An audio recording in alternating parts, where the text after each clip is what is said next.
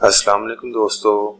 Inverter technology वाले AC कम बिजली खर्च करते हैं, पैसे बचाते हैं और कम वक्त में ज्यादा आराम फराहम करते हैं। तो आखिर ये इन्वर्टर पर मुश्तमिल एयर कंडीशनिंग है क्या और ये मौजूदा टेक्नोलॉजी से किस तरह मुख्तलिफ है, आइए इसका जायजा लेते हैं। हम आम तौर पर अपने कमरे का दर्जा हरारत अपनी ज़रूरत के मुताबिक रखते हैं।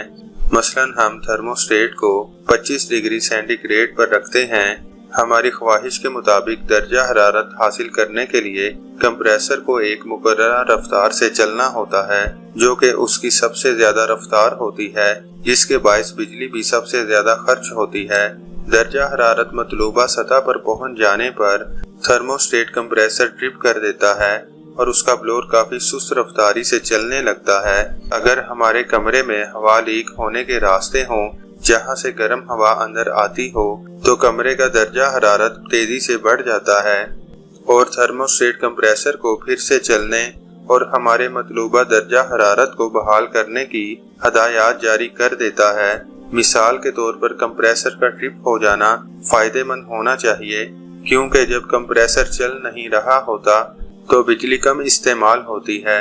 मगर सितम ज़रीफ़ी ये है कि कंप्रेसर की बार बार ट्रिपिंग और दोबारा स्टार्ट होने की वजह से ज्यादा बिजली खर्च होती है, क्योंकि जब ये अपने नॉर्मल मोड पर चल रहे होते हैं, इसके मुकाबले में स्टार्ट होने के लिए ज्यादा बिजली खींचते हैं।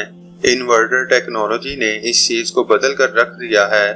कंप्रेसर के चलने को मुख्तलिफ रफ्तार सेट करने वाली डिवाइस के जरिए कंट्रोल किया जाता है, जो कि बिजली के एक डीसी जरिए से चलती है। सादा ज़बान में कहें तो ये कमरे का दर्जा हरारत महसूस करते हुए कंप्रेसर को चलाने वाली मोटर की रफ्तार को मुस्तहकम रखता है। अगर कमरे का दर्जा हरारत ज्यादा है तो कंप्रेसर भी उसके मुताबिक तेज रफ्तारी से चलेगा। अगर दर्जा हरारत गिरता है तो कंप्रेसर की रफ्तार भी गिर जाती है। ये टेक्नोलॉजी कभी भी कंप्रेसर को ट्रिप नहीं होने देती, बल्कि ख्वाहिश के मुताबिक ठंडक को बरकरार रखने के लिए उसे मुनासिब रफ्तार से चलाती रहती है। इस तरह एक आम कंप्रेसर स्टार्ट होने के दौरान बिजली का इस्तेमाल कम हो जाता है। इन्वर्टर एसी महंगे होते हैं, मगर ये अपनी कीमत को मौसर कूलिंग के जरिए पूरा कर देते हैं। कम उतार चढ़ाव की वजह से ये बिजली कम खर्च करते हैं।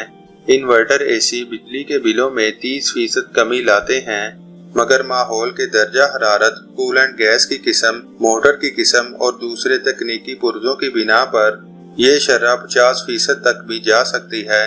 इस तरह ये चीजें इन्वर्टर एसी को कम आवाज, कम खराबियों और बिजली के कम इस्तेमाल के साथ पुराने एसी यूनिट्स के मुकाबले में ज्यादा भरोसेमंद और मौसर बना देती हैं।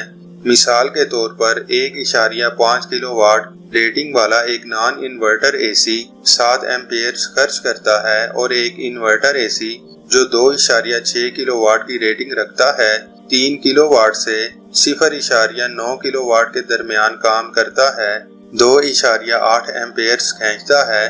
तो एक नॉन इन्वर्टर एसी 8 घंटे चलने पर 10 यूनिट्स खर्च करता है, जबकि एक इन्वर्टर एसी इतनी ही देर तक चलने के बाद सिर्फ 4 यूनिट्स खर्च करता है। अगर हम यूनिट की कीमत 6 रुपए फी यूनिट मुकर्रर करते हैं तो एक नॉन इन्वर्टर एसी माहाना 1800 रुपए की बिजली खर्च करता है, जबकि एक इन्वर्टर एसी इतना ही चलने पर माहाना 720 रुपए की बिजली खर्च करता है। इस तरह आपको माहाना 1080 रुपए की बचत होती है। अगर एक इन्वर्टर एसी पर 1 लाख रुपए की लागत आती है और इसी रेटिंग और कूलिंग के लिए एक नॉन इन्वर्टर एसी पर 65,000 रुपए की लागत आती है, तो इन्वर्टर एसी का खर्चा सिर्फ 3 सालों में ही वापस मौसूल हो जाता है। अगर आप कहें कि इन्वर्टर एसी पुराने मॉडल्स के मुकाबले में महंगे होते हैं, तो आप दुरुस्त भी हैं, मगर हकीकत ये है कि अगर आप इन्वर्टर एसी के लिए अपने पैसे खर्च कर सकते हैं तो बदले में तवील मुद्दत तक ये आपके काफी पैसे बचाएंगे।